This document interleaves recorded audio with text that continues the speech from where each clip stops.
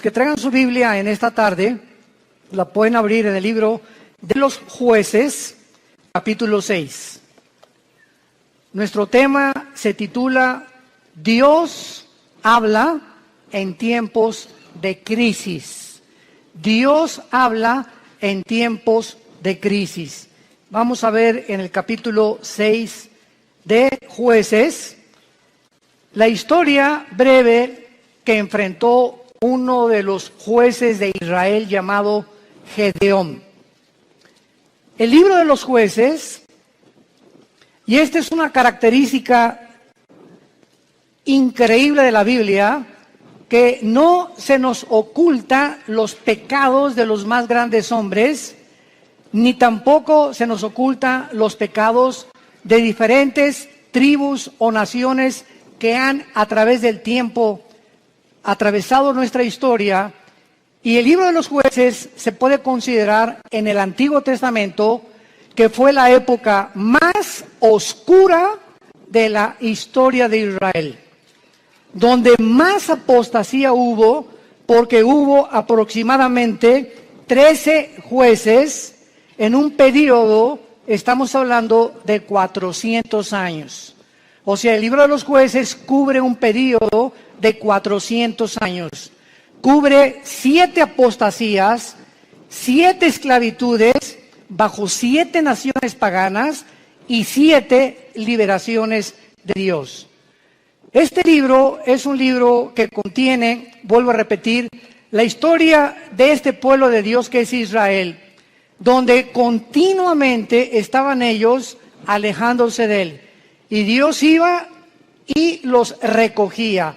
Pero siempre Dios tiene hombres o mujeres que Él escoge para que tú vayas a tu casa a traer a tu familia a la cruz, para que puedas traer a tu nación a la cruz, para que en tu escuela comiences a alborotar la escuela y a conseguir que en tu escuela se hagan conferencias, para que podamos alcanzar al mayor número de personas, para que en tu negocio, en tu consultorio médico, en tu bufete de abogados, en tus despachos de contaduría, en tu taller de carpintería, Dios nos llama a nosotros para que seamos luz. Y mientras nosotros no estamos haciendo nada, los malos van a prosperar. Decía un gran hombre que la maldad existe porque los buenos no hacen nada. Entonces, si nos limitamos a ser cristianos de domingo y solamente venimos el domingo a persinarnos y a tener un devocional, oír la palabra, y no entendemos la responsabilidad tan enorme que Dios nos ha encomendado, estamos muy, muy lejos de poder verdaderamente presentarnos delante de Dios sin tener nada de qué avergonzarnos. El libro de los Jueces describe, repito, una de las peores épocas que atravesó Israel. Fueron tiempos de apostasía muy grandes, por lo que Dios tenía que levantar hombres para que volvieran el corazón del pueblo a Dios. Estos jueces o estos líderes que en esta época Dios levantó, eran épocas de emergencia nacional y conducían al pueblo a la guerra, dirigiendo a la nación y ejerciendo las funciones de magistrados, de militares y de civiles al mismo tiempo. Porque en esta época, ¿verdad?, el sacerdocio estaba por los suelos y no había realmente un gobierno civil que se pudiera respetar. Esta es, en Jueces capítulo 6, la cuarta vez en el libro, la cuarta vez que Dios levanta una nueva generación que le fallaba a Dios. Y esta generación había sido cautivada por el mundo. Era una generación donde vivían, y vamos a comparar esta época, que por eso escogí este capítulo, con la crisis emocional, social, política, diplomática y emocional que estamos viviendo tú y yo en este siglo XXI al cual hemos entrado. Esta generación, ¿verdad?, dejaron de vivir separados para Dios y a desear el estilo de sus vidas mezclándose en las fiestas, en las diversiones, en todos los ritos paganos, con un cristianismo completamente diluido. El mensaje que se propagaba ya no era el mensaje del evangelio como ahora en nuestra época. Mi esposo y yo, que hemos estado viajando estos últimos meses, cada vez nos encontramos con todos los cristianos o iglesias a donde vamos, aquí, fuera de México, en Estados Unidos, buscando una iglesia que les dé alimento espiritual, que les dé una sana doctrina, que puedan realmente sentirse edificados con la palabra de Dios, y están buscando por todos lados por la forma tan diluida en la que el evangelio se ha propagado. Y al mismo tiempo vivimos una época de cinismo espiritual. Hace algunos días yo estaba en una conversación con una persona que conozco hace muchos años en Cristo. Bueno, este es solamente como un ejemplo de introducción al libro de los jueces. Y esta persona yo la conozco ya hace muchos años. Es más, él vino y se convirtió bajo nuestro ministerio. Y entonces yo oí hace como algunos meses que él había abandonado a su esposa y había abandonado a sus hijas. Y se había ido, pues, desde luego con un amante, ¿verdad? Con otra muchacha, su secretaria, o no sé, no importa quién haya sido. Entonces me encuentro yo a esta persona y comienzo a decirle, oye, ¿qué fue lo que sucedió? ¿Verdad? Que estoy en mi corazón partido a la mitad por lo que tú has hecho. ¿Y saben ustedes lo que me contestó esta persona que tenía aproximadamente o tiene casi 15 o 20 años en Cristo? Bueno, pero ya nos perdonó Dios. Le digo, bueno, te perdonó a ti. No es que mi esposa pues ya también anda buscando otro. Pues claro, le dije, no se va a quedar a vestir santos.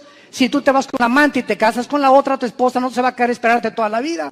Entonces no vengas con ese cinismo y decirle, pues ella arregló su vida, ya nos perdonamos los dos y ya me perdonó Dios.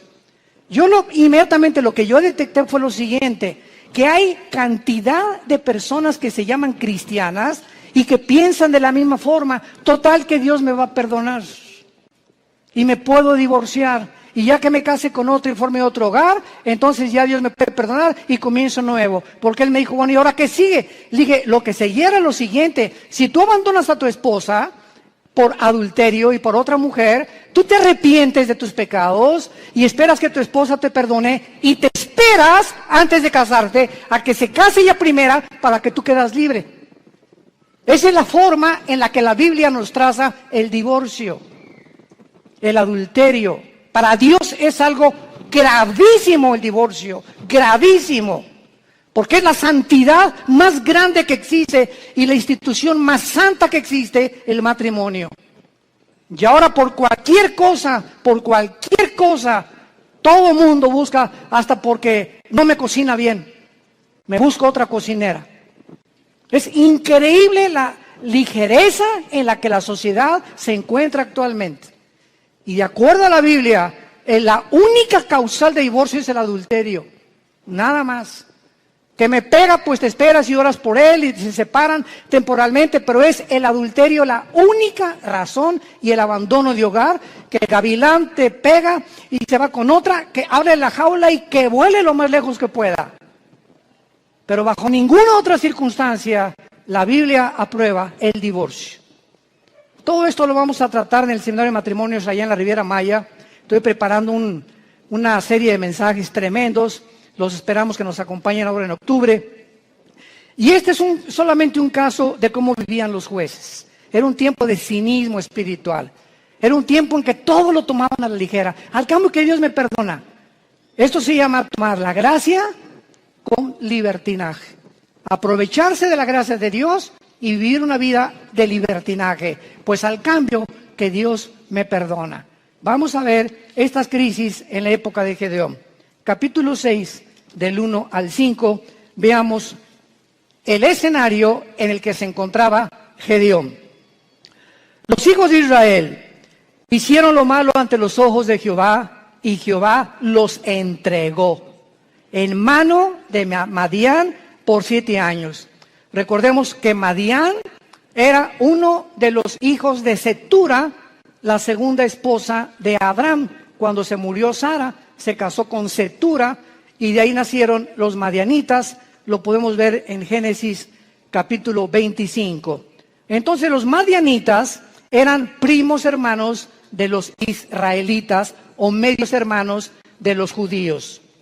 Y la mano de Madián prevaleció contra Israel. Y los hijos de Israel, por causa de los madianitas, se hicieron cuevas en los montes, cavernas y lugares fortificados. Pero pues sucedía que cuando Israel había sembrado, subían los madianitas y amalecitas, y los hijos del oriente contra ellos subían y los atacaban. Y acampando contra ellos, destruían los frutos de la tierra hasta llegar a Gaz. Y no dejaban que comer en Israel ni ovejas, ni bueyes, ni asnos. Porque subían ellos y sus ganados, y venían con sus tiendas en grande multitud, como langostas.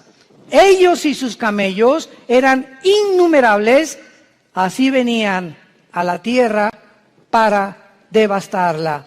No cabe duda que podemos nosotros, con esta introducción, poder comparar la época en la que nosotros estamos viviendo y el paralelo tan grande que existía en los tiempos de Gedeón y nuestro tiempo actual.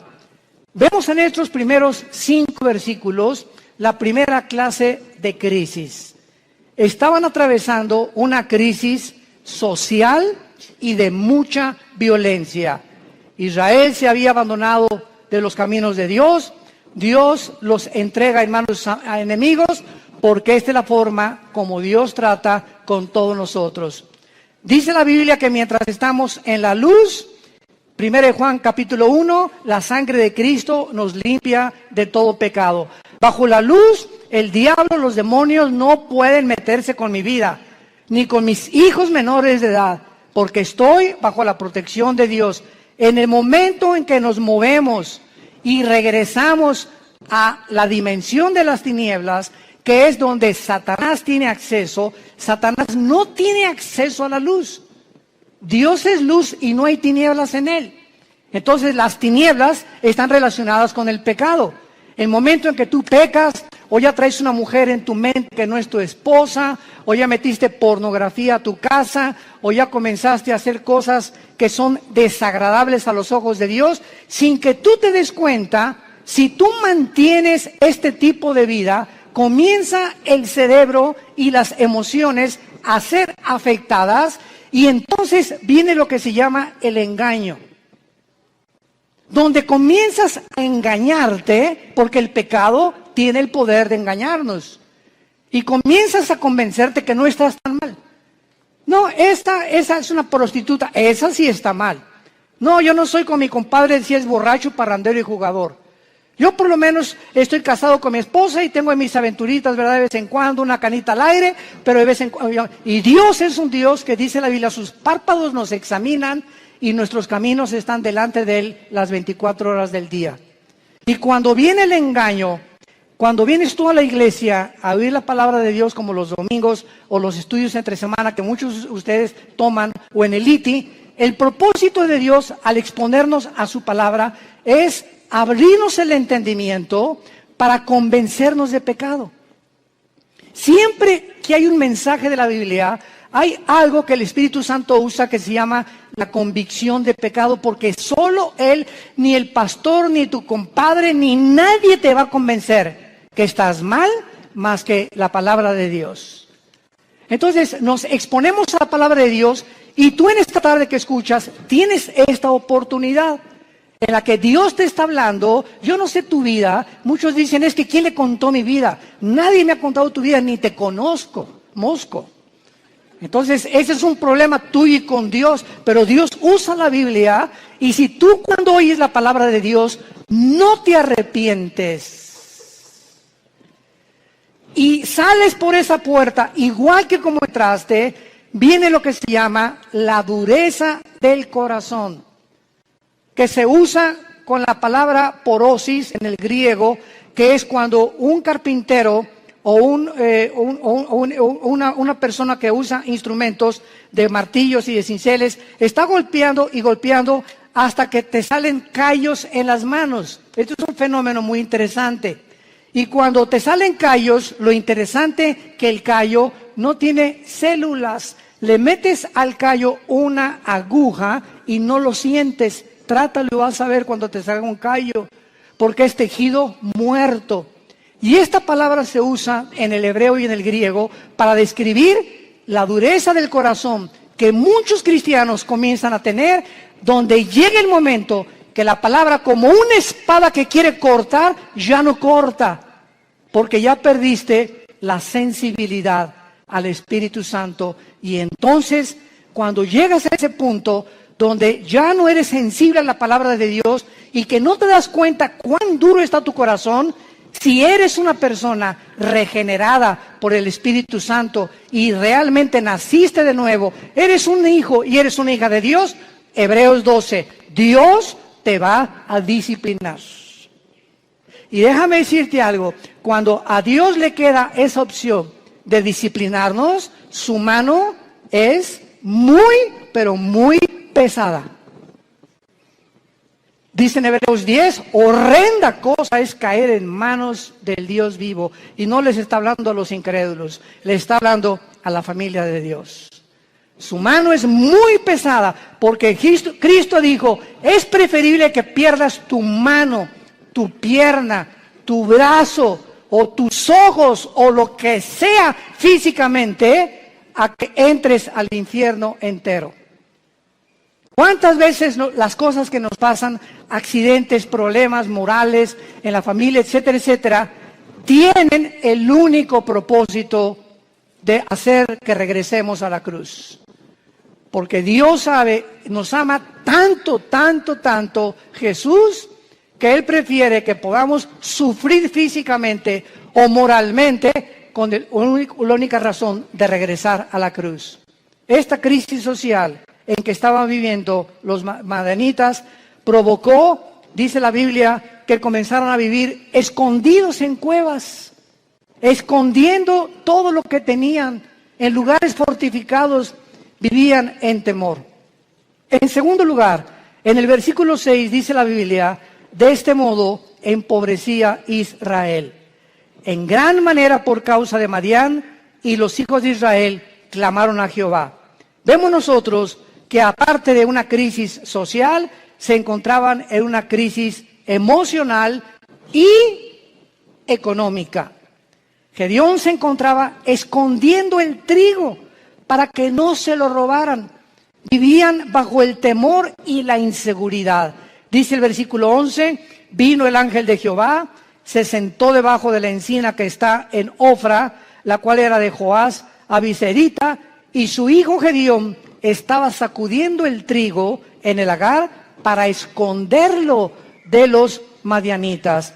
Y en tercer lugar, no solamente vivían una crisis social y de violencia, una crisis económica y emocional, sino que la peor de todas era la crisis moral y espiritual en que se encontraban. Versículos 12 y 13. Y el ángel de Jehová se le apareció a Gedeón desde luego y le dijo, Jehová está contigo, varón esforzado y valiente.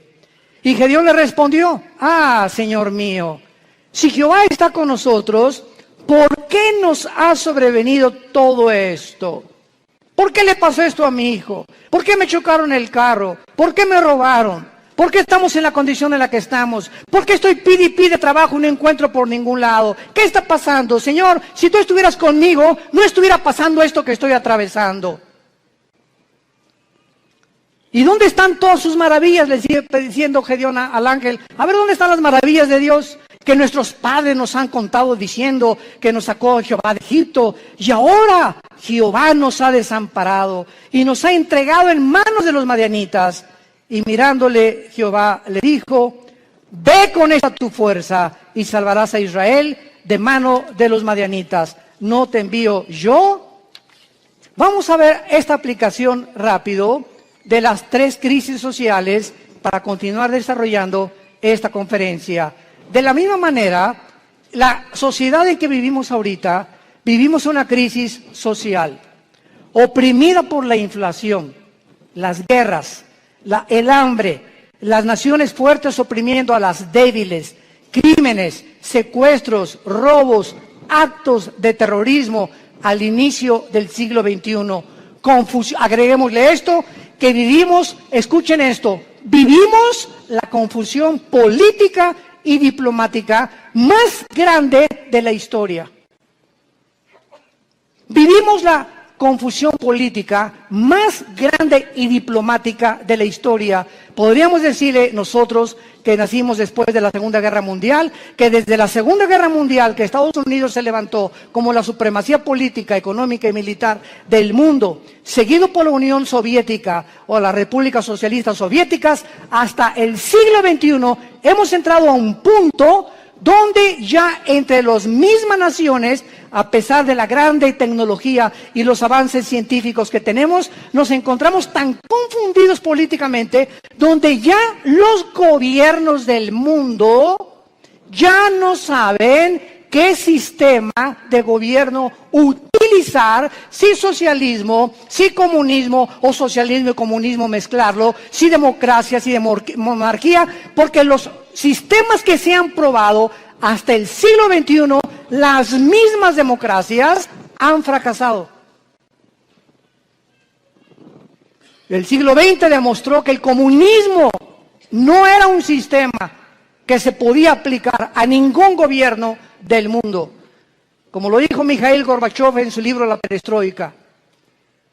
Vemos ahora que la democracia, pues se siguió el patrón de la democracia y el modelo de la democracia, porque era Estados Unidos el que iba como líder. Y los países dijeron, bueno, pues si en Estados Unidos el mejor vestido, el país mejor vestido, el mejor alimentado, el que más guerras ha conquistado, guerras ha ganado, y el que sacó al comunismo, al fascismo y al nazismo del siglo XX, vamos a seguir ese modelo. Y vemos ante nuestros ojos, al entrar aquí al siglo XXI, los que venimos desde el siglo pasado, que la democracia es una fanfarronería ya. Ya no es cierto que hay democracia, no es cierto que el pueblo gobierna, no es cierto que hay respeto por las instituciones. Vivimos una confusión, un caos político y diplomático, donde todos los sistemas se están derrumbando a nuestros ojos, todas las ideologías se están desmoronando, todo está cayendo delante de nuestros ojos, y ahorita los jóvenes, nunca, como en los últimos 10 años, había habido tantos suicidios de muchachos de 8 a 16 años. Nunca había habido tantos suicidios. Los jóvenes están quitando la vida, no quieren vivir en el mundo que tú y yo vivimos. Y ahí están muchos de nuestros hijos también. Dichosos los padres que tienen una educación cristiana a sus hijos. Dichosos sean. ¿Por qué? Porque se están cansados de tantas mentiras, de tanta hipocresía que ven por todos lados. Y cuando nosotros, que se supone que somos la única luz, les mentimos y nos ven que somos completamente unos farsantes en el lugar, y peleándome enfrente de ellos y con mi esposa y yo, y dándoles un mal ejemplo, ¿qué les queda a los jóvenes? Si no es Jesús, ¿quién más entonces dicen ellos? Si Jesús no funcionó en mis papás, ¿cómo va a funcionar conmigo? Y en el día del juicio y el día del tribunal de Cristo daremos cuentas de todas estas ingratitudes y deslealtad que tuvimos hacia Dios. Vivimos un mundo de confusión y de crisis social. En segundo lugar, vivimos también, como en los tiempos de Gedeón, una crisis emocional y económica. La mayor parte del mundo ahorita está tratando por todos los medios de esconder su dinero. ¿En qué puedo invertir mi dinero? No se imagina la cantidad de correos que nos llegan. Oiga, ¿qué me recomienda, pastor? ¿Comprar euros o en el dólar o en Wall Street o comprar bienes y raíces? Dicen que el dólar va a seguir cayendo, que viene un caos económico en Estados Unidos que va a hundir el peso aún más todavía, etcétera, etcétera. Y todas las cosas que comienzan a bambolearse, como dice en Hebreos 12, voy a sacudir los cimientos del mundo, la economía, la política, los temas, todo va a comenzar a bambolearse. Así vivimos un mundo donde comenzamos a ver que todo es inestable, todo, no hay nada firme, todo está cayéndose a nuestros ojos, la moral por los suelos, como lo vamos a ver también, la política, la economía, la ideología, todo. ¿Qué entonces hacemos los cristianos? Vivimos una época de crisis, ¿quién lo puede negar? ¿Qué vamos a hacer entonces con el dinero? ¿Vamos a estar igual que el mundo, preocupándonos en qué invertir, escondiendo el dinero debajo del colchón de la cama? Es la crisis en la que estamos viviendo, emocional y económica. Y tantos impuestos, vive la gente angustiada, temerosos, llenos de estrés. La clínica Mayo en Rochester, una de las clínicas más prestigiadas en medicina, el Hospital Hopkins en Inglaterra, de Estados Unidos, de las instituciones más prestigiadas en medicina, llegaron a un acuerdo el año pasado, que la causa número 1 de problemas físicos en el ser humano actualmente y emocionales tienen una sola raíz. Ya no son ataques al corazón, entonces consecuencias. El problema y el peligro más grande que está asumiendo al mundo ahorita, robándole la salud, se llama el estrés. El estrés.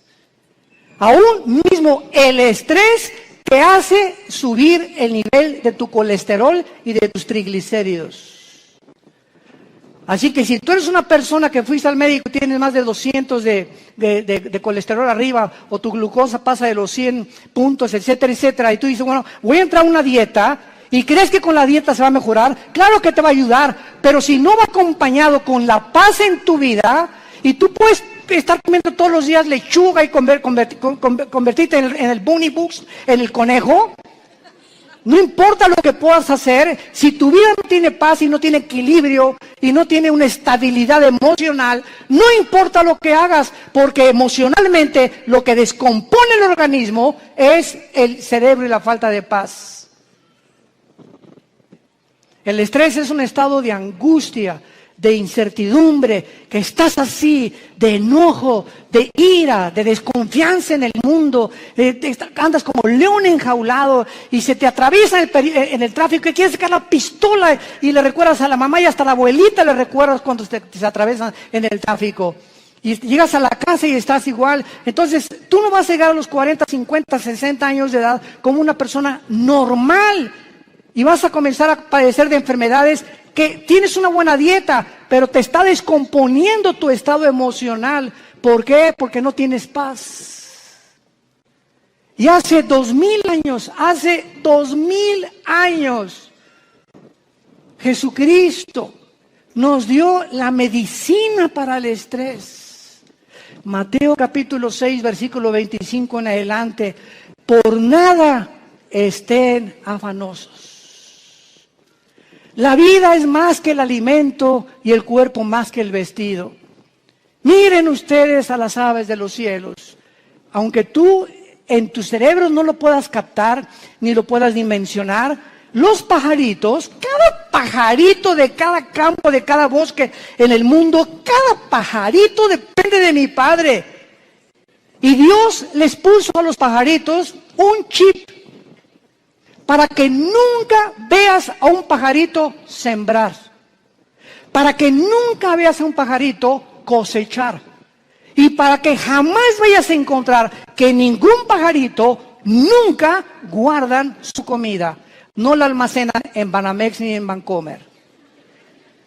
Y sin embargo, vale $1 cada pajarito, 2 pesos, y si mi Padre los alimenta, ¿cuánto más ustedes, que di mi vida en una cruz, que resucité de los muertos, que cambié la historia, que me aparecía a más de 500 personas en los primeros meses y años de mi vida, y que vivo en el corazón de muchos de ustedes? ¿Cómo es posible que hayas llegado a ese punto donde dudes que te voy a dejar? Ahora que estábamos mi esposa y yo en Acapulco, no estábamos ni en la playa. Siempre que, igual cuando vamos a la Riviera Maya, ¿verdad? Lo que menos, ni a la alberca nos da tiempo de meternos, porque vamos a ministrar a la gente. Y estábamos en Acapulco y tuvimos el desayuno, 600 personas. Fue una vez, como no se imagina qué bendición fue. Nuestra iglesia en Acapulco está creciendo tremendamente. Bueno, en la consejería llegó una muchacha este fin de semana pasado y nos dice a mi esposa y a mí, de 18 años, ay, Ay, pastores, ¿qué te pasa, nena? Pues no tengo trabajo. Nena, ¿tienes papá? Sí. ¿Y mamá? También. ¿Cama para dormir? Sí. ¿Y comida? Sí. Entonces, ¿y eres cristiana? Sí. Entonces, ¿por qué estás en esta condición? Dale gracias a Dios y dile, Padre, gracias por mi papá, tengo cama, tengo alimento, tengo que vestirme, me están pagando la escuela y te preocupas porque no tienes trabajo y llegas a un estado de estrés en el que casi te estás desmoronando enfrente de nosotros. Le dije, eres una incrédula. Tú no puedes agradar a Dios de esta manera. El día que tú le des gracias a Dios por lo que tienes y no te fijes en lo que no tienes, Dios te va a dar el trabajo. Fíjense ustedes cómo somos, ¿verdad? ¿Cómo somos nosotros? ¿Cuántos refugiados salen ahorita de Siria? 6 millones. Velos en los periódicos, velos en los videos, con una maleta, con 3 cambios de ropa o 2 a lo mucho, con 3 o 4 chamaquitos detrás de ellos, sin saber qué país les va a abrir la puerta, sin saber si mañana van a dormir en la tierra, en un camión, si los van a matar. Y nos estamos quejando nosotros. Nos estamos quejando nosotros. ¿Será posible que seamos tan malagradecidos? Y siempre viendo lo malo, siempre no tengo esto y no tengo aquello, pero tienes vida y vives en un país libre, tienes padres, tienes una casa, tienes un petate donde echarte, tienes guaraches.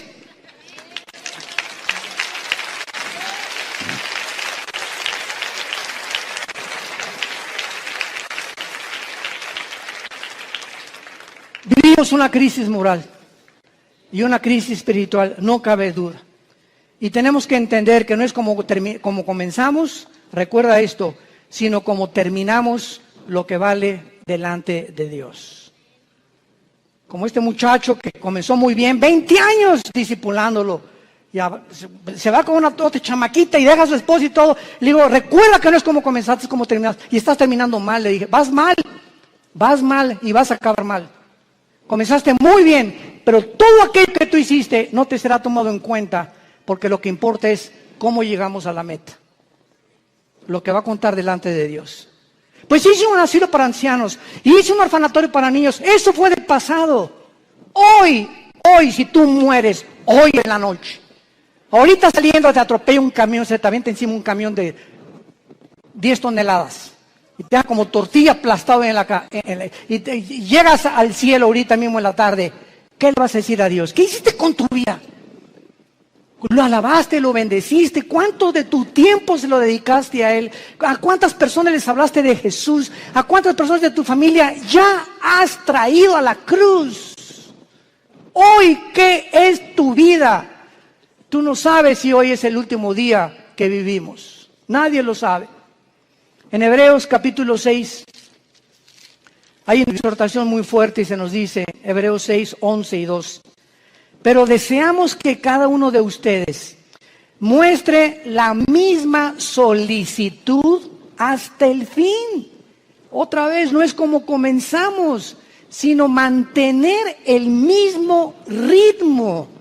Por eso se compara la vida cristiana con los maratones en Hebreos 12. Que corramos de tal manera que alcancemos el premio. Entonces, no es solamente como comenzamos, sino mantener el ritmo, y vienen los ánimos, y vienen las tormentas, y vienen las lluvias, y problemas, y el dólar, y el petróleo, y las guerras, y nada te apachurra, nada te amedrenta, pues ya sé las cosas, ya me quiero morir. No, de todas las cosas, el espíritu que Dios nos ha dado es un espíritu de poder, es un espíritu de amor, de dominio. Something just to put on my mind. Something just to put on my mind. My mind. Yeah.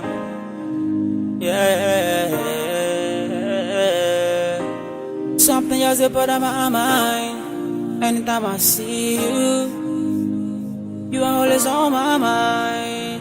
But no time to talk to you. I've been thinking all night, all day, just to get attention, just to drive your attention away from my mind, just to talk to you, right? You the part of my mind, you the traveling so fly. Girl, I wanna make you my number one. You're gonna be one in a million. I was paying you all my billion. Yeah, you are the one on my mind, one of a kind, one in a million. Yeah.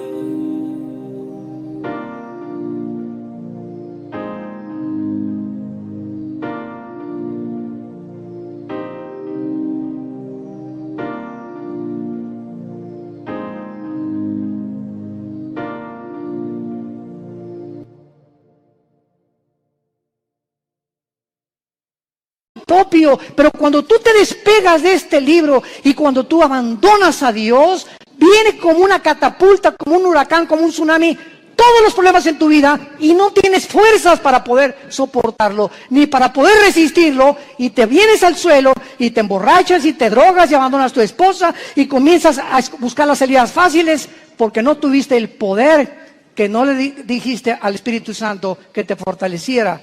Y por eso muchos de ustedes viven una crisis moral, de depresión y de estrés, porque no es cierto que creen en Jesús. Se han soltado de Jesús y en este tiempo de crisis el corazón está siendo probado. Dios nos está probando en esta época porque escúchenme, somos la última generación que estoy seguro que nos vamos en el arrebatamiento de la iglesia. Y por ser la última generación nos va a pasar por el fuego Dios. Por el fuego. Y las pruebas van a demostrar cuántos realmente eran hijos e hijas de Dios. Deseamos que cada uno de ustedes muestre la misma solicitud para plena certeza de la esperanza, a fin de que no se hagan perezosos, sino imitadores de aquellos que vean las dos cosas y los dos elementos indispensables, la fe y la paciencia, heredan las promesas.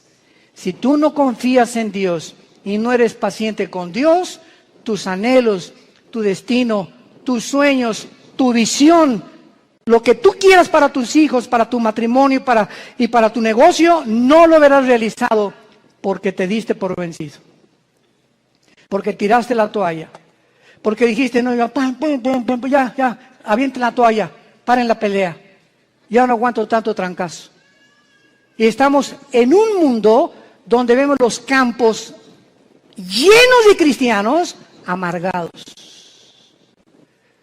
Llenos así, si pudiéramos hacer una visión espiritual, así, llenos los campos de cristianos quejumbrosos, amargados, estresados, llenos de rencor, nunca aprendieron a perdonar, nunca se sobrepusieron, nunca pudieron descubrir el poder de la resurrección de Jesucristo en sus vidas, y así te van a enterrar y va a poner un letrero ahí en tu tumba que diga, este fulano nació en las tinieblas, vivió en las tinieblas y regresó a las tinieblas.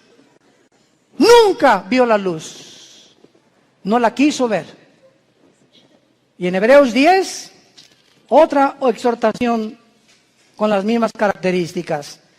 Hebreos 10, 35 en adelante. No perdáis pues vuestra confianza, que tiene grande galardón, porque les es necesaria la paciencia, para que habiendo hecho la voluntad de Dios, obtengáis la promesa. Pero aún un poquito, y el que ha de venir vendrá y no tardará.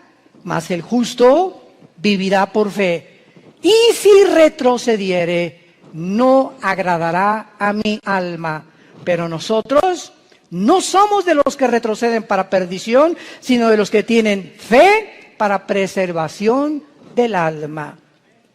El que tiene al Espíritu de Cristo, porque recibirán poder cuando el Espíritu venga sobre vosotros. El que realmente ha nacido de nuevo, el que ha sido regenerado en su naturaleza y se le ha impartido la naturaleza divina dentro de su alma, esa persona puede caer y puede decir con Pablo, estamos en problemas, pero no desesperados. Estamos con muchas adversidades, pero no angustiados. Perseguidos, mas no desamparados. Derribados, pero no destruidos. llevando por todas partes la muerte de Jesús en nuestros cuerpos, para que la vida de Jesús se manifieste a través de nuestros cuerpos mortales. Esta es la expresión de un hombre de Dios. Un cristiano verdadero tiene problemas, pero nunca llegará a la angustia. No tengo trabajo. ¿Qué voy a hacer? Nunca llegarás a ese punto de sentirte arrinconado donde no ves ninguna ventana, el mundo se te cerró, todo es tinieblas, porque no puedes ver a través de esas tinieblas, simplemente porque no quieres verla, porque no es cierto que crees en el poder de la resurrección del Hijo de Dios. Decía en Filipenses 2 Pablo: todo lo que antes lo tenía por ganancia, lo tengo por basura, con tal de conocerle y ser semejante a él en su muerte, y con el fin de poder conocer el poder de su resurrección. No solamente Cristo nos quiere que seamos iguales a su Hijo en conocimiento, en teología y en cosas intelectuales y de mucho conocimiento bíblico, sino que ese conocimiento nos transforme en guerreros, en guerreras, en hombres y mujeres que empujemos en la generación que tenemos, que no tengamos temor de nada ni de nadie, ni de los alacranes.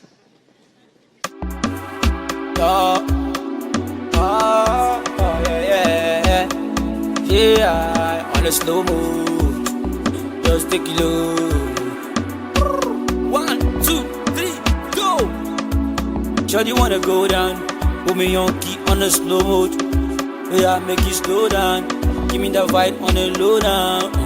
I like the way you roll it, I like the way you rotate. Just call me the bartender, give me some wine, Bacardi Rosé. I wanna pop to shy, yeah. I wanna live my life, get to shy, yeah. Don't it lucky, don't it shocky. Give me the fire, give me on key. Tempo, that's when on eat. So I'm on flexing life, I'm on fetch, yeah. I want to make a fresh shy, yeah. Over try, yeah. I want to make a fresh shy, yeah. Tonight, no time for darling. Put me in the club, no time for stopping. Everybody flex, no time for it. No be say we no bad, no be say we no tight, but we better than them, we are better than the baddest. See them now in the grace.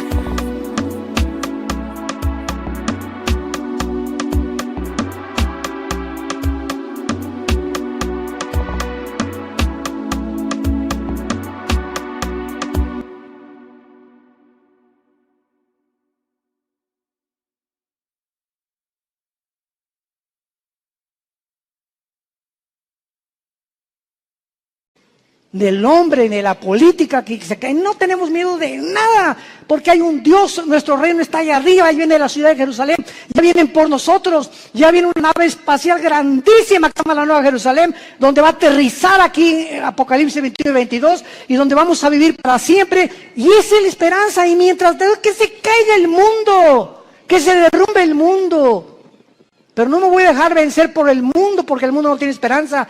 Tú y yo tenemos esperanza. Y esa esperanza es la que tenemos que transfundir a nuestros hijos.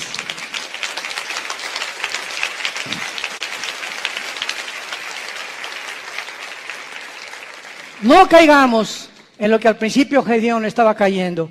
Si Dios existe, ¿por qué me está sucediendo esto? ¿Por qué Dios no me sale de mis problemas? ¿Por qué me permitió Dios que me casara con esta persona? ¿Por qué Dios me ha abandonado?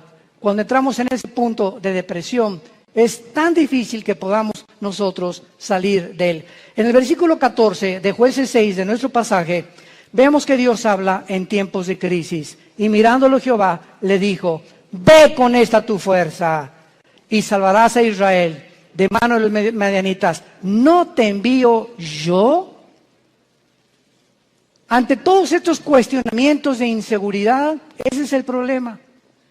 Que estamos viendo alrededor lo que el mundo, las noticias y cómo el mundo se está desmoronando ante nuestros ojos, pero no vemos el poder que tenemos dentro del Espíritu Santo. ¿Por qué creen que Dios nos dio el Espíritu Santo? Dice: les daré poder, porque no lo tenemos. Y es un espíritu de poder, es un espíritu que nos va a hacer sobreponernos a todo lo que atravesemos. Aunque pasemos por el fuego no nos quemará, por el agua no nos ahogaremos. Y aunque un ejército nos rodea a nuestro alrededor, Jehová es mi luz, mi salvación y mi esperanza. No temeré de nada ni de nadie, Él es mi pastor, nada me faltará. Aunque ande en valle de muerte, no tendré miedo de nada ni de nadie. Y todo este espíritu y toda esta capacidad que tenemos dentro es precisamente para vencer al mundo. Y dice 1 Juan capítulo 5, todo el que es nacido de Dios vence al mundo. Y esta es la fe que ha vencido al mundo, nuestra fe. Entonces tenemos que entender, si no somos vencedores y somos un grupo de cristianos tirados, quejumbrosos, tirándose, ni hacen almas y te dejas llevar con todas las malas noticias del mundo y por acá y por allá, simplemente es porque te has desconectado de la fuente de energía. Porque separados de Él, nada podremos hacer. De la misma manera, Dios te habla y te dice lo mismo. Te he llamado para enviarte a tu familia. ¿Por qué crees que te salvé, dice Dios en esta tarde? ¿Por qué crees que tú fuiste el primero en tu familia en conocerme? Vas a llegar con tu familia, si son religiosos, o son mormones, o son masones, o son musulmanes, no importa, todos venimos de familiares con diferentes ideologías. Y Dios toma a una persona en la familia para iluminarla, para darnos el conocimiento. Así comenzamos en nuestra propia familia. En la familia nosotros comenzamos con mi hermano Alejandro, que es el director del Instituto Teológico Internacional. 2 años después me convertí yo, después mi hermana, mi mamá, mi abuela, que fue presidenta de la Acción Católica, 35 años, la viejita se convierte a los 82 años. Que fue la que murió a los 93 años, Dios la tenga en su presencia.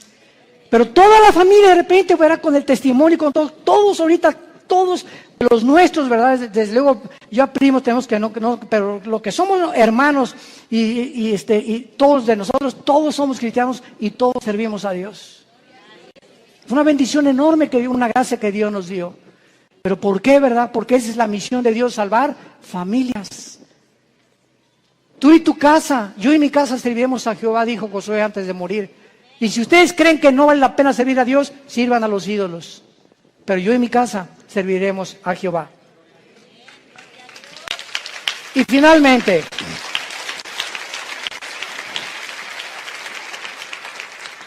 Gedeón le responde a Dios, versículo 15 y 16. Entonces le respondió, Señor mío, ¿con qué salvaré yo a Israel?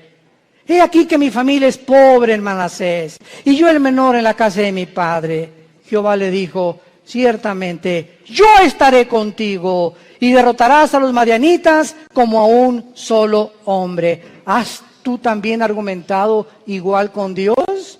Señor, pero ¿cómo salvaré a mi familia? ¿Cómo les puedo testificar si soy débil? ¿Cómo me pones a mí de maestro de escuela dominical si con trabajo sé enseñar? ¿Cómo me quieres mandar a mí de misionero si tengo miedo de los afganistanes ahí en Venezuela? ¿Cómo me mandas a mí de estas cosas? Y siempre estamos viéndonos nuestras capacidades. Siempre estamos viendo lo que nosotros podemos o no podemos hacer. ¿Cómo no me van a mí escuchar si en mi clase les hablo? Pues tartamudo, Señor. No veas tu tartamudez, no veas tus discapacidades, no veas tus debilidades, velo a Él.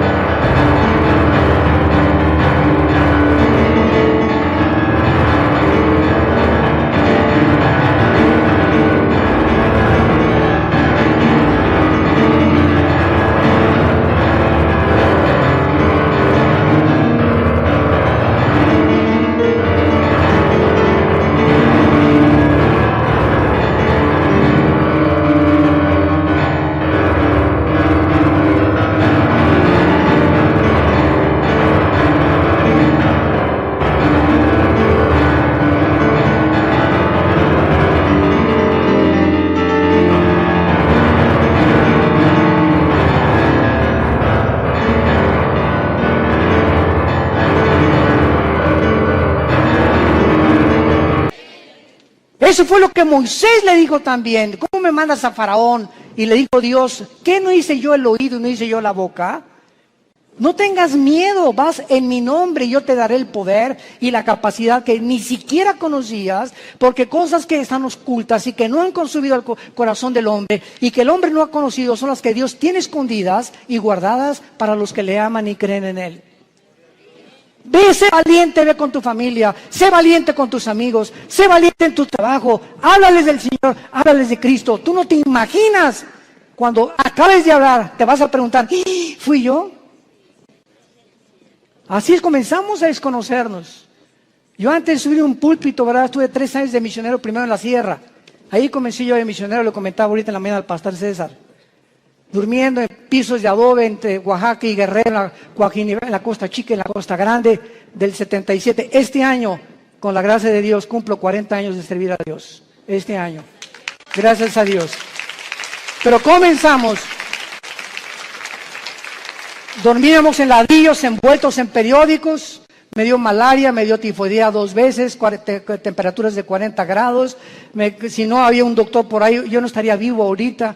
Y en esos 3 años yo entiendo ahora qué es la forma en la que Dios me quería forjar, para que ya entrara yo al ministerio en el 79 con el grupo de Luis Palao, y en el 81 formamos Vida Nueva para México, ya comenzamos las iglesias en los 80s, pero ha sido unas etapas y un proceso de quebrantamientos, de humillaciones, de pobrezas. No teníamos ni para comer, comíamos lo que arrancábamos de los árboles, lo que yo pescaba ahí en Acapulco. Era una crisis tremenda, y todo ese tiempo fue un tiempo de prueba, de quebrantamiento delante de Dios. Pero sabe una cosa, cuando uno pasa eso, uno pierde el miedo, el temor a ser pobre. Porque si ya pasaste por eso, ¿verdad? Hay aquellos de los piruration. Pero cuando uno fue pobre, y pobre, pero pobre, que duermes en un piso de adobe, y no tienes ni siquiera un cojín donde poder dormirte, ya no le tienes miedo a la vida. Le pierdes el miedo a la vida. Porque sabes que sobre cualquier cosa lo peor que te pueda pasar es eso, y más de allá, la muerte. Y para nosotros es ganancia. Y finalmente, Gedeón, una vez que él comienza a adquirir conciencia de que no es él y que es Dios el que le ha llamado, vemos nosotros que Gedeón, en el versículo 18, lo primero que hace es, le dice al ángel de Jehová, que era Cristo desde luego, ven a mi casa y te voy a poner ofrenda. Y él respondió, esperaré que vuelvas. Entrando Gedeón preparó un cabrito y panes, etcétera, etcétera. Entonces el ángel de Dios, ya que tenía toda la ofrenda, le dijo, toma la carne y los panes sin levadura, ponlo sobre esta peña y vierte el caldo. Y él lo hizo así. Y extendiendo el ángel de Jehová el báculo que tenía en su mano, tocó con la punta la carne y los panes sin levadura, y subió fuego de la peña, el cual consumió la carne y los panes sin levadura. Vemos nosotros que lo primero que hizo Gedeón fue inmediatamente, después de recibir las noticias, buscar una ofrenda a Dios. Lo primero que un hombre y una mujer cambian cuando comienzan a conocer a ese Dios todopoderoso es que no existe, ni he conocido yo a ningún cristiano grande y poderoso y maduro en el Señor que no sea generoso. Porque es la avaricia y la envidia y la codicia de los bienes materiales lo que nos impide a muchas personas recibir las bendiciones de Dios. Gedeón buscó una ofrenda inmediatamente. ¿Qué le podemos nosotros ofrecer ahora a Dios? Romanos 12:1. Número 1, nuestro cuerpo. Síganme con mucho cuidado. Presentar vuestros cuerpos en sacrificio vivo. Romanos 12:1. Santo, agradable a Dios, que es vuestro culto racional. En el original griego dice, es la manera más racional para vivir. Si tú quieres servir a Dios, lo primero que comienzas es cuidar tu cuerpo. Y no solamente de lo que comes, sino también sexualmente. Nadie puede servir a Dios cuando hay una sensualidad o una sexualidad no controlada. El hombre más sabio de la historia, Salomón, y el hombre más fuerte de la historia, Sansón, los dos fueron vencidos por una mujer que no era su esposa. Y aquí está en la Biblia como ejemplo para que podamos aprender a no confiar en nosotros mismos. El que mire que está firme, mire que no caiga. No jueguen con el pecado sexual. No juegues ni te dejes tocar por tu novio. No toques a tu novia si la quieres. ¿Por qué? Porque eso es santo delante de Dios. No salten a privilegios, jóvenes que me escuchan, que no les corresponden. Espérate hasta el matrimonio. El acto sexual es solamente permitido por Dios y grandemente bendecido dentro de la esfera.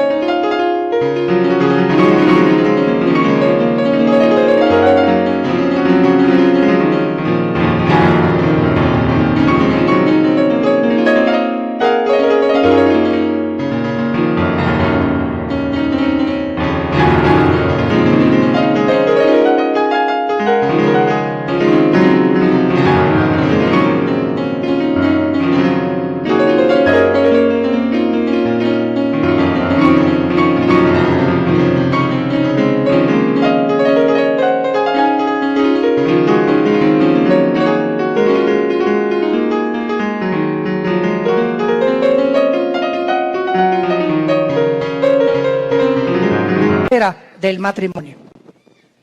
Nunca el acto sexual será bendecido antes o ya casado con otra persona que no sea tu esposa, que se llama adulterio.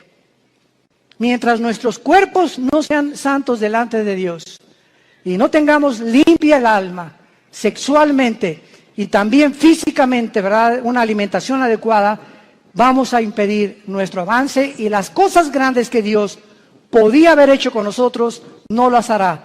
Dios busca hombres y mujeres santos en toda su manera de vivir, para ser usados como instrumentos a un Dios que es santo. Dice en 2 de Timoteo, Pablo, en una casa hay trastos sucios, en tu casa tienes en el fregadero vasos sucios y tienes en la vitrina vasos limpios. Si llegan invitados, ¿qué vasos usas? Los limpios. Y así, en el servicio a Dios, hay cristianos sucios que están en el fregadero ahorita. Ahí están, Dios que está queriendo lavarlos y no los usa Dios. Y quieres que te use Dios, pero no te puede usar porque no estás limpio, entiéndelo. Entonces, si hay algo que Dios quiere usar ahorita y no aprovechamos esa oportunidad, va a buscar a vasos limpios Dios, porque Él es un Dios santo. No nos perdamos esta oportunidad de servir a Dios por nuestra falta de limpieza y de santidad, porque estamos viviendo ante un Dios santo. Y finalmente, dice el versículo 24, y edificó allí Gedeón altar a Jehová y lo llamó Jehová Shalom, el cual permanece hasta el día de hoy y de Ofra. Vemos nosotros que Dios le dice a Dios, yo soy tu paz, y mientras yo tenga tu paz y yo gobierne tu vida sexual, tus pensamientos, tus emociones, tu destino, tú vas a ser un vaso que te vas a rendir. Y nunca nadie ha podido imaginarse lo que Dios puede hacer con un hombre y con una mujer enteramente rendidos bajo su poder. Te damos gracias, Señor, por tu palabra. Gracias, Señor, porque esta es la paz que podemos tener en medio de cualquier crisis. No importa la crisis que atravesemos, si no tenemos paz, seremos arrastrados con el mundo que nos rodea. Es de la paz que tú necesitas también, y entonces vas a entender que Dios te dice, no temas, yo estoy contigo. Yo soy tu Dios que te esfuerzo, sé valiente.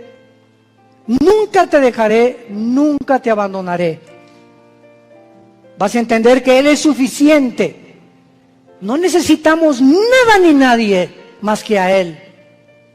Su poder con el que hizo el universo nos levantará, nos fortalecerá siempre. Que te pide que le entregues tu vida completamente en sacrificio santo, agradable a Dios, y que necesitas hacer la paz con Él. En esta tarde, si no la tienes. Dice el libro de Job 22:21, amístate ahora con Él y por ello te vendrá la paz. Haz a Jesús tu amigo y vas a conocer una paz que sobrepasa el entendimiento, que guardará tus pensamientos y tu corazón en medio de cualquier crisis que atravesemos, porque Él es Jehová Shalom, el Señor nuestra paz. En el nombre de Jesús. Amén. En esta tarde, César, vamos a hacer llamado, hacer llamado ahorita para muchos de ustedes que no han recibido a Cristo, pero les pido que se pongan de pie para que recibamos esta bendición pastoral antes de que se vayan a sus hogares.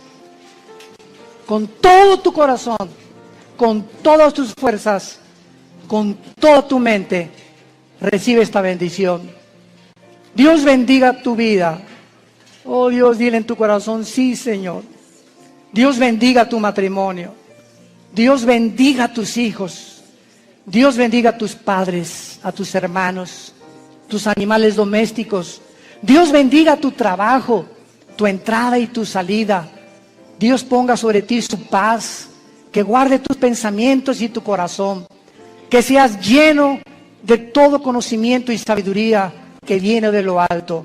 Y el Dios de esperanza, que te llene de todo gozo y de paz en el creer, para que abundes en esperanza por el poder del Espíritu Santo. Les bendecimos en el nombre que es sobre todo nombre, en el nombre de aquel que mora dentro de nosotros, que vive dentro de nosotros y que nos dice, estoy contigo todos los días de tu vida hasta el fin del mundo. Sé fiel hasta la muerte y recibirás la corona de la vida. Amén. Que Dios los bendiga.